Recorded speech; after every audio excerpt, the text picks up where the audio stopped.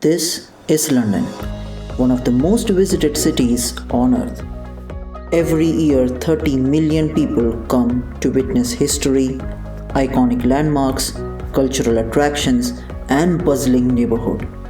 I have traveled almost every corner of this city in the last 4 years, and now I have come with one of the best travel videos of London. This is London, baby. My name is Jitin, and if you are planning to visit this city or you are here just to gather knowledge about this city, you are in the right place. The best way to see all main attractions of this city is to travel zone by zone. And for this, I have divided London into 7 zones. And believe me, this is the best way to travel London. It is so convenient and easy. London has 6 major airports, and the Heathrow Airport is the most connected airport in the world. If you are in any corner of the world, don't worry, you will get here quicker. The London Tube is the oldest underground rail in the world.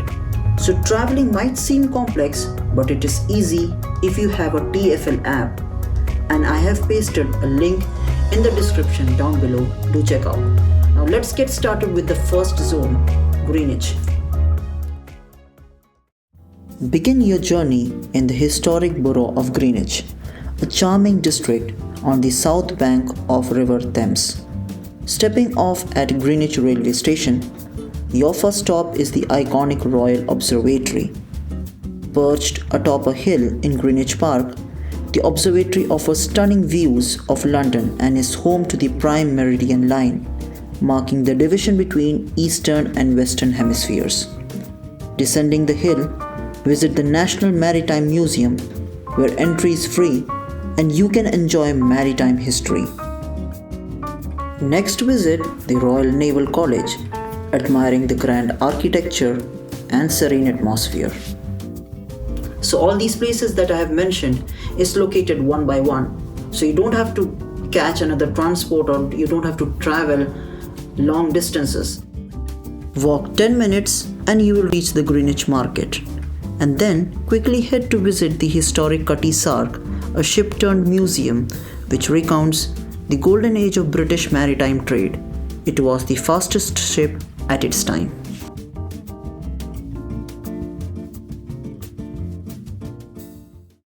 Next is the O2 Arena, which is a live music venue where you can also do some high-end shopping and entertainment. After this, you can board the IFS Cloud Royal Docks, which is also known as the London Cable Car, for a breathtaking aerial journey across the River Thames, soaking in panoramic views of the city skyline. From Greenwich, you can see the Canary Wharf across the river, which is one of the financial districts of London. Here, you can marvel at tall buildings and enjoy the various restaurants. And that's how very easily you complete this zone. To summarize, start at Royal Observatory, go to Maritime Museum, the Royal Naval College, the Market, the Cutty Sark, and then travel north to the O2 Arena. And from there, you can go to IFS Cloud Royal Docks and then finish the zone at Canary Wharf. The next zone is the City of London. Travel to the London Bridge station, and the first thing you will see is the Shard. The Shard is the Europe's tallest building, offering unparalleled views of the city from its lofty observational desk. After this, walk towards the Tower Bridge, one of the most beautiful monuments of London. It even opens for big ships to pass by, and the traffic comes to a standstill. Cross the river via the Tower Bridge and you will arrive at the Tower of London, a UNESCO World Heritage Site brimming with tales of intrigue and royal history. Within its ancient walls, marvel at the crown jewels and explore the tower's grim dungeons and imposing battlements. 100 meters after this, you will arrive at the London Wall, which is a testament to the city's Roman past. Next, walk westwards and immerse yourself in the bustling ambience of Leadenhall Market, A covered Victorian market renowned for its ornate architecture and diverse array of shops and eateries. Sky Garden should be your next stop, which is 3 minutes away. A restaurant at the top of a skyscraper, sweeping views of London's skyline while enjoying refreshments amidst lush tropical greenery. While traveling in this zone, you don't have to take a public transport because everything is close by. And I would also suggest to make a note of all these places. Everything is close by. This is in order, and this is one of the best ways to not to miss any main attractions. Next is the monument of the Great Fire of London. Offers a reminder of the city's resilience in the face of adversity. It was built to remember the Great Fire of 1666, where almost whole London was burned and it was rebuilt again. Now walk 20 minutes to visit the awe-inspiring St. Paul's Cathedral, a masterpiece of Baroque architecture and that has stood as a symbol of London's endurance for over 3 centuries. It has one of the largest domes in the world.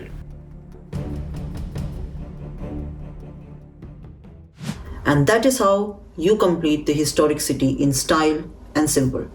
The next zone in our list is South London. Now here you might have to do a little bit traveling because South London is it is expensive, and there are some places where the tubes and train connections is not there. But if you're ready for a walk, this is your day. Come on, let's go. Start with Richmond Park early in the morning. It is one of the largest of the royal parks of London. It was created by Charles I as a deer park, home to 630 red and fallow deer. They are the permanent residents, roaming freely since 1637. It is clear how people of London has kept the importance of green spaces and wildlife among 10 million people living in the city. After spending a good time in Richmond, you can travel to Hampton Court Palace. There is no tube service to this place, but you can take a bus, or if you're able to walk, you can walk, or you can take a train, but a train is a long journey there. You can skip both Richmond Park and Hampton Court Palace if you don't have time. But if you have got enough time, both of these attractions are worth. The Hampton Court Palace is a beautiful palace which is famous for its gardens and interiors.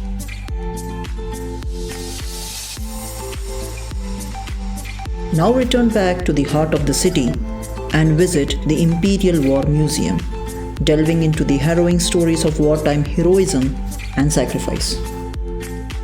Nearby is the Graffiti Tunnel, which serves as a vibrant canvas for urban artists, showcasing a kaleidoscope of colors and creativity. Quick time out.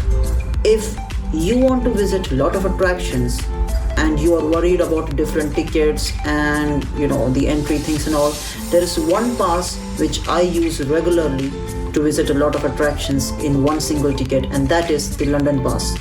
The London Pass has 80 plus attractions, and check before you go whether these attractions are there in your list. Famous places which are not included in the London Pass are London Eye, Madame Tussauds, Warner Brothers Studio and the Buckingham Palace. The last stop in this zone is the Borough Market, savouring the sights, sounds and aromas of London's premier food market. From pies to meat to vegetarian delights, you will find everything for your taste buds. So if you have not subscribed to the Brown Compass, do it now. It's free, quick, and it helps me to bring more videos to you, and it is a chance for you to learn to the stories from around the world. Now I am introducing you to the 4th zone, the Westminster Zone. The best place to start here is the Waterloo Station. From here, you can already see the London Eye. Venture along the South Bank, embarking on a whirlwind tour of London's premier attractions. South Bank, as the name suggests, lies on the south of River Thames and is a bustling area of entertainment and food. That is the best place to start, and you will be able to see all attractions in one single go. First is the London Eye. This is one of the most visited attractions of London. It takes 30 minutes for one completion, ensuring you have enough time to admire the city skyline. After London Eye, next is the London Dungeon, and right next to it is the Shrek's Adventure, and then beside it is the Sea Life Aquarium. So all these three are in one single line.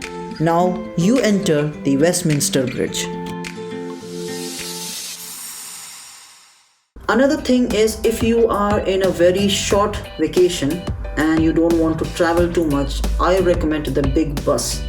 The big bus is like a tour company which takes you around the city. It is free, and the starting bus stop is in front of the Marriott Hotel London, which is on the Westminster Bridge. The bus ride takes 2.5 hours to complete, and there is also an audio guide on the bus.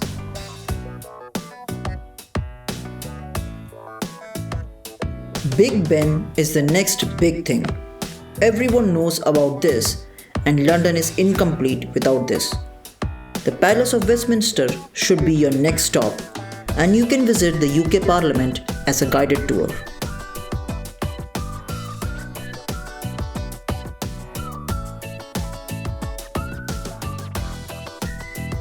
After this, you have the Westminster Abbey, where 16 royal weddings have taken place since 1066 AD, and it is open to the public. Westminster Station is the main tube station here if you want to get into this zone directly. The Churchill War Rooms is next in the list. This was where Winston Churchill planned the World War II missions and led Britain to victory, providing a fascinating glimpse into the wartime operations of Britain's legendary leader. Now let's go to our last stop, the Thames River Cruise.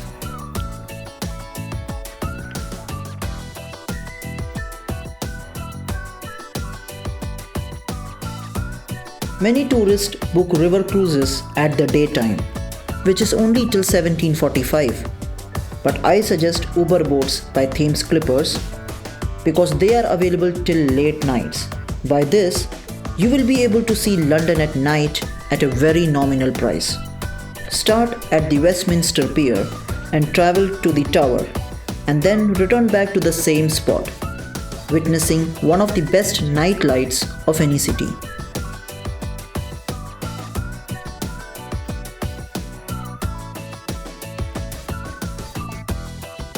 I have pasted a link in the description regarding this timetable and booking site. Do check out. So this is the end of Zone 4, and you have saved a lot of time and money. Now next we move to Zone 5, which is the Royal Parks and Palaces. Welcome to the home grounds of kings and queens. Reach here at St. James's Underground Station, then walk 2 minutes to St. James's Park.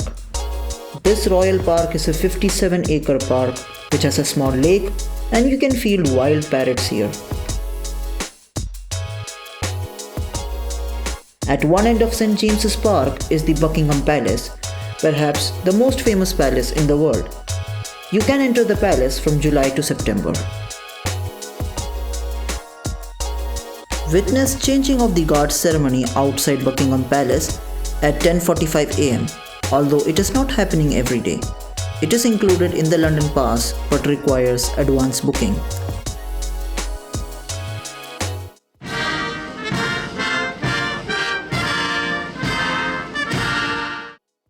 Now walk through the Constitutional Hill and reach Hyde Park, one of the largest and important parks of London, which provide a tranquil respite from the urban bustle.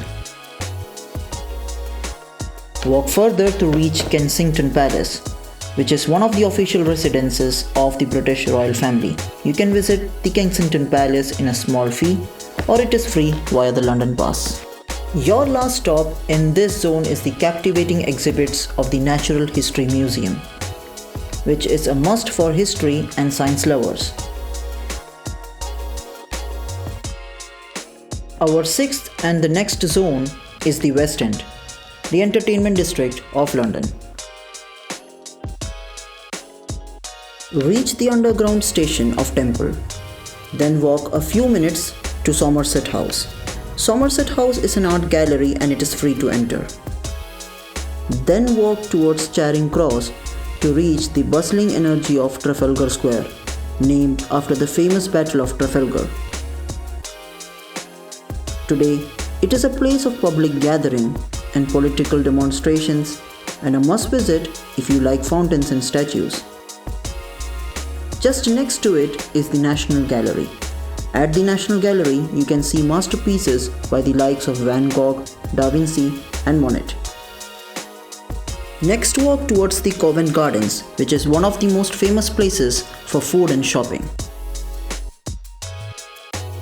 Before it's dark, visit Neal's Yard, one of the most photogenic places of London. Relax with a cup of coffee and a slice of cake. So one question in everyone's mind is, how do I pay for the London Tube? Well, just use your bank card or contactless card. That's the easiest way.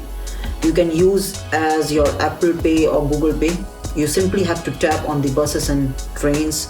In buses, just use one tap on entry, and on trains and tubes, just tap at the entry and exit both. Make sure in the tube you use the same card. If you're using contactless, just use contactless. If you're using a card, use a card. Don't change it, otherwise you will get a penalty fare. Some of them even ask me, do I need an Oyster card? But I wouldn't recommend an Oyster card because you are only there for a few days, and this video is being designed in such a way that you do less of traveling and more of sightseeing. In that case, it will be cheaper to use a contactless than an Oyster card. Sorry, Transport for London, I'm not making your day, but yeah, that's how it is. You should learn how to save money in travel, and the easiest way. So let's get ahead. Now you have arrived at Chinatown, London. Here you can enjoy a variety of Asian cuisines like mouth-watering dumplings and noodles. At evening, find your way through the dazzling lights of Piccadilly Circus, where the vibrant energy of the city is pulsed through the bustling streets. The place is famous for its video displays and neon lights. This area is always alive with entertainment and is equivalent to the New York's Times Square.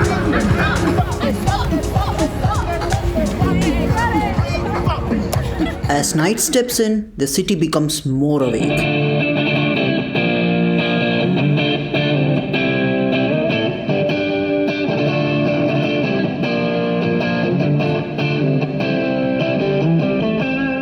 If you are in Soho, don't miss the nightlife.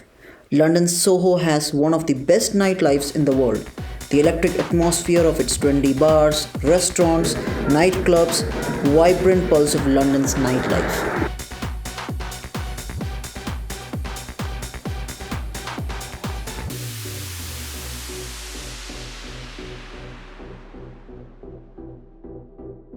And now we come to the last zone of the fabulous London, the North London. Before I move on, if you're looking for places to stay in London, I would suggest Travelodge, Premier Inn and IHG. But if you are a solo traveler, then I would suggest going for a hostel. It is a different experience. There are hostels like the Wombats City Hostel, one of the best for female solo travelers, YHA London, Palmer's Lodge. And if you're looking for luxury, then London is the place.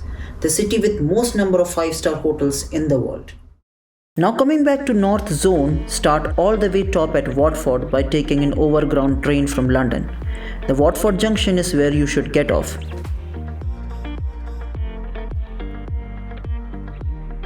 A magical bus is waiting for you at the station, which is powered by Mughal electricity. Yes, you have arrived at Warner Brothers Studio, the making of Harry Potter. Delve into the magical world of Hogwarts and explore the enchanting sets, props and costumes from the beloved film series. Before visiting, ticket needs to be booked in advance as they are one of the most popular attractions of London. So coming back to London, stop at Wembley and marvel at the architectural beauty of Wembley Stadium, home of some of the world's most prestigious sports events. Then travel back to South Hampstead Station and walk to explore the Camden Market, where you have 1,000 places to shop, eat and drink.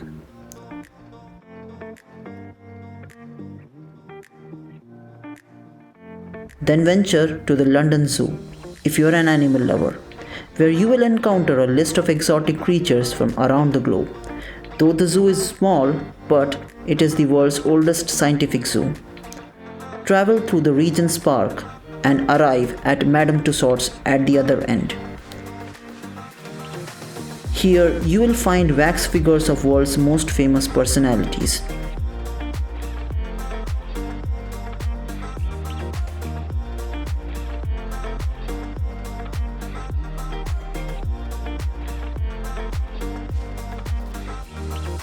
If you are planning to visit Madame Tussauds with other attractions, then buying a common ticket is going to save you money.